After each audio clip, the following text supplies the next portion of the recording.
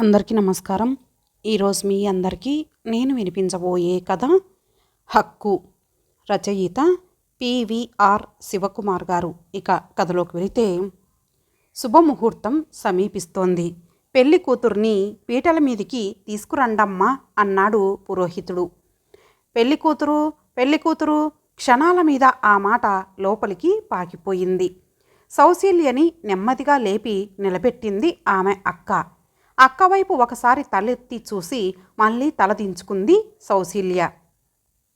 ఎంత సిగ్గో అనుకుంది ఆమె అక్క. చిన్నగా నవ్వుకొని చెల్లెలి పక్కనే నడవసాగింది. నాకేం అభ్యంతరం లేదు, ఎత్తుకు వెళ్ళమంటే అలాగే ఎత్తుకు తీసుకెళ్తాను గట్టిగా నవ్వుతూ అన్నాడు సౌశీల్య మేనమామ. అతను ఓ బుట్ట పట్టుకొని సౌశీల్య రెండో వైపున నడుస్తున్నాడు. అక్కర్లేదు గొనిగింది సౌశీల్య మనసులో. చిన్నగా నవ్వుకుంది. తనకి సిగ్గనుకుంటున్నారు వీళ్ళు. తన మనసులో నడుస్తున్న వ్యవహారం వీళ్ళకేం తెలుసు? పెళ్ళికొడుకు తెర వెనక ఉన్నాడు. పురోహితుడు చెప్పినట్టు చేస్తున్నాడు.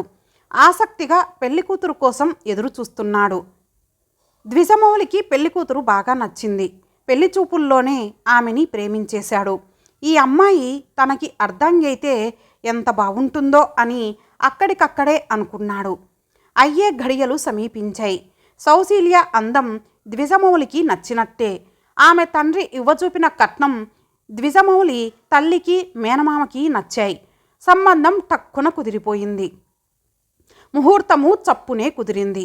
ద్విజమౌళి సౌశీల్యల పెళ్ళి రోజుల్లోంచి గంటల్లోకి అర్ధగంట దూరానికి వచ్చేసింది. సౌశీల్య పీట మీద కూర్చుంటూ చుట్టుపక్కలకి ఓసారి చూసింది. తన స్నేహితురాళ్ళు అంజలి, శాంతి, అజంతా తదితరులు అంతా కొద్ది అడుగుల దూరంలోనే కూర్చొని ఉన్నారు. అజంతా కళ్ళతోనే సౌశీల్యని అభినందిస్తూ టెలిగ్రామ్ పంపింది. సౌశీల్య కూడా కళ్ళు రెపరెపలాడిస్తూ జవాబిచ్చింది. పీట మీద కూర్చుంది. పురోహితుడు హడావిడిగా తర్వాతి తతంగం ప్రారంభించాడు. పావుగంటసేపు మంత్రాలు పందిరి నిండా దొర్లాయి, చుట్టూ ఉంచిన మైకుల ద్వారా. అయ్యా 9-7 నిమిషాలవుతోంది హెచ్చరించాడు పందిరి దగ్గరగా ముందు వరుస కుర్చీల్లో కూర్చున్న ద్విజమౌళి మేనమామ. వస్తున్నానండి, చూస్తున్నాను. భజంత్రీలు కాస్త గట్టిగా వాయించండి. జీలకర్ర బెల్లం నాయనా, ఇదిగో ఈ జీలకర్ర బెల్లం ఇలా తెర మీద నుంచి అమ్మాయి తల మీద ఉంచు. అమ్మాయి ఇదిగో. ఆగండి, మోగుతున్న బాజాల కన్నా గట్టిగా అరిచింది అప్పటికే లేచి నిలబడ్డ అజంతా. ఆ అరుపు వినపడటంతోనే లేచి నిలబడిపోయింది సౌశీల్య. ఊహించని ఈ సంఘటనకి పందిట్లో వాళ్ళంతా విస్తుపోయారు. బాజాలు ఆగిపోయాయి. ఎవరో ఆపమంటూ సైగ చేశారు. క్షణాల మీద అంతా పెళ్లి మంటపం దగ్గర మూగారు. ఏమయ్యింది? ఎవరు నువ్వు? ఎందుకలా అరిచావు? అడిగాడు ద్విజమౌళి మేనమామ అచ్యుతం. ఏమిటే, ఎందుకలా లేచి నిలబడ్డావు? ఎందుకాగమంది నీ స్నేహితురాలు?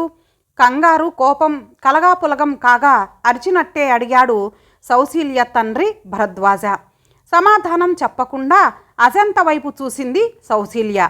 అజంత ముందుకు వచ్చింది. దానికేం తెలుసు బాబాయ్, నన్ను అడగండి, నే చెప్తాను. నేను ఈ పెళ్ళికి రావటం చాలా మంచిదయ్యింది. తాళి కట్టకముందే, జీలకర్ర బెల్లమైనా పెట్టకముందే పెళ్ళికొడుకు గారిని చూడటం మరీ మంచిదయ్యింది. ఏమిటా సోది? అసలు సంగతి చెప్పక అసహనంగా అన్నాడు భరద్వాజ. ఈ పెళ్ళికొడుకు మన సౌశీల్యకి తగడు. ఇతని క్యారెక్టర్ మంచిది కాదు. ఊపిరి పీల్చుకుంటూ ఆగింది అజంతా. ద్విజమౌళి మొహంలో రక్తమంతా కళ్ళలోకి దిగిపోయినట్లయింది. తెల్లగా పాలిపోయిన మొహంతో ఆమె వైపే చూశాడు. ఎవరి అమ్మాయి? ఎందుకింత పెద్ద నింద వేస్తోంది తన మీద? ఏమిటమ్మాయి ఆ వాగుడు? ఎవరు నువ్వు? మా వాడి గురించి చెడుగా వాగే హక్కు నీకెవరిచ్చారు? రౌద్రంగా అడిగాడు అచ్యుతం. మీరు ఉండండి అన్నగారు, అది మా అమ్మాయి క్లాస్మేటు. దాని మాటల్ని మీరు లక్ష్య పెట్టక్కర్లేదు. ఇదిగో అజంతా, నువ్వు ముందు వెనక్కి నడువు. అమ్మాయి సౌశీల్య, కూర్చో. అల్లుడు గారు, మీరు కూర్చోండి. ఈ అనుకోని సంఘటనకి మమ్మల్ని క్షమించండి. అప్పటికే లేచి నిలబడ్డ ద్విజమౌళి భుజం మీద అనునయంగా చెయ్యి వేస్తూ అన్నాడు భరద్వాజ.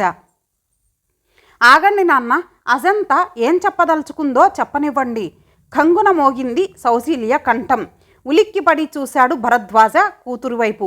అవును, అతని గురించి నా స్నేహితురాలిగా అది ఏదో చెప్పబోతుంటే మీరెందుకు దాని నోరు నొక్కుతారు?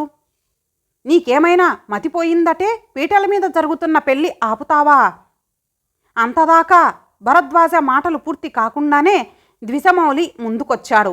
మీరాగండి, ఆ అమ్మాయి ఏం చెప్పదలుచుకుందో చెప్పనీయండి పౌరుషంగా అన్నాడు. నా గురించి ఆమెకి ఏం తెలుసో, ఎందుకు నా క్యారెక్టర్ మంచిది కాదని అన్నదో చెప్పనివ్వండి. వివరంగా చెప్పమంటారా? వ్యంగ్యంగా అడిగింది అజంతా. మీరు పెంకిపాడు బిజినెస్ కాలేజీలో చదివారు కదూ? అవును. అయితే మీకు నేను గుర్తుండి ఉండనులేండి. నేను మీకన్నా 2 ఏళ్ళు జూనియర్ని. ఇంటర్ అక్కడే చదివాను. మీరు సెకండ్ ఇయర్లో ఉండగా ఎన్ని వేషాలు వేశారో. ఫైనల్ ఇయర్ చివర్లో ఏం జరిగిందో అన్నీ నాకు తెలుసు. ఇంకా వివరాలు కావాలని మీరు అడిగినా నేను వివరించేటంత సిగ్గుమాలిన దాన్ని కాను. కానీ ఆ అమ్మాయిలు ముగ్గురు మాత్రం నాకు తెలుసు. అజంతా మాటలు వింటున్న ద్విజమౌళికి మతిపోతున్నట్లయింది. పెళ్లిపీటల మీద ఇంత అవమానం తను కాలేజీలో ఉండగా కాస్త చిలిపిగాను దుడుకుగాను ప్రవర్తించిన మాట నిజం.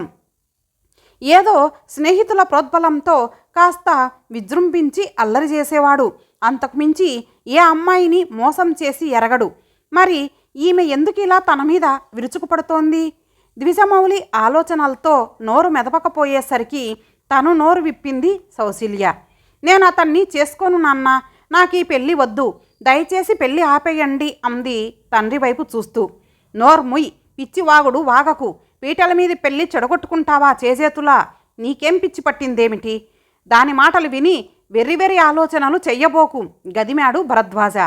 అవునమ్మా, మావాడు అలాంటివాడు కాదు. నీ స్నేహితురాలి మాటలు నమ్మి నీ పెళ్ళి చెడగొట్టుకోకు. మాదేముంది, కో అంటే కోటి సంబంధాలొస్తాయి రేపీ పాటికి. నీ బతుకే అన్యాయం అవుతుంది. ఈ పెళ్ళి చెడగొట్టుకున్నావని నలుగురికి తెలిస్తే బెదిరింపు ధోరణిలో అన్నాడు అచ్యుతం. దరిద్రపు వెధవ, నిజంగా కాలేజీలో ఏ వెధవ పని చేశాడో ఈ సంగతి బంధువులందరికీ తెలిసి పెళ్లి కూతురు వీడిని కాదందని అంతా కథలుగా చెప్పుకుంటే పరువు ఏమైపోతుంది? అంతదాకా రానియకూడదు అని మనసులో అనుకుంటూ, పెద్దవాళ్ళం, నీ మంచి కోరేవాళ్ళం, మా మాట విను తల్లి, నీకేం భయం లేదు. చెప్పుడు మాటలు విని తప్పుడు ఆలోచనలు చెయ్యకు, కూర్చో. అప్పటిదాకా వెనక నిలబడిపోయిన సౌశీల్య తల్లి ముందుకు వచ్చి అజంత వైపు చురచురా చూస్తూ అంది.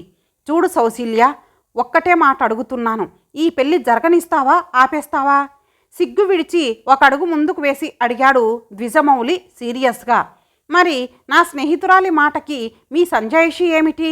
తలెత్తి అడిగింది సౌశీల్య.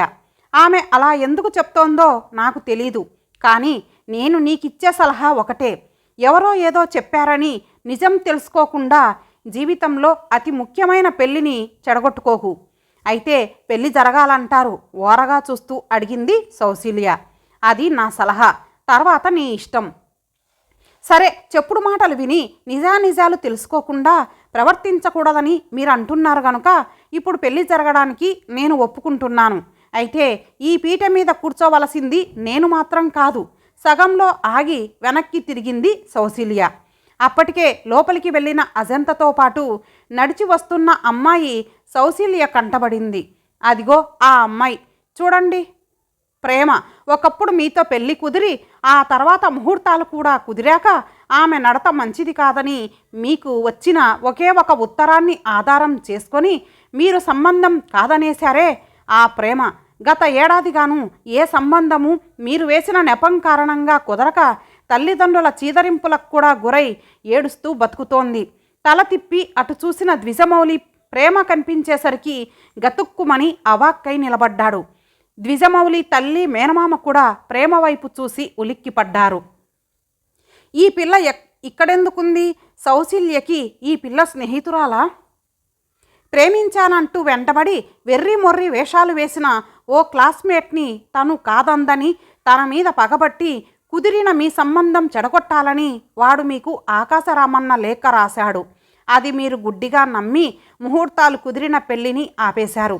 ఏం, ఒక నిర్దోషిని ఏ రుజువులు లేకుండా మీరు శిక్షించటంలో తప్పు లేదా? ఇవాళ మిమ్మల్ని అకారణంగా నా స్నేహితురాలు అవమానిస్తే అంతా ఇంత మండిపడుతున్నారే, ఆ రోజు నుంచి మీ పుణ్యాన జీవోత్సవంలా బతుకుతున్న ఆ ప్రేమ మీ మీద ఇంకెంత మండిపడాలి?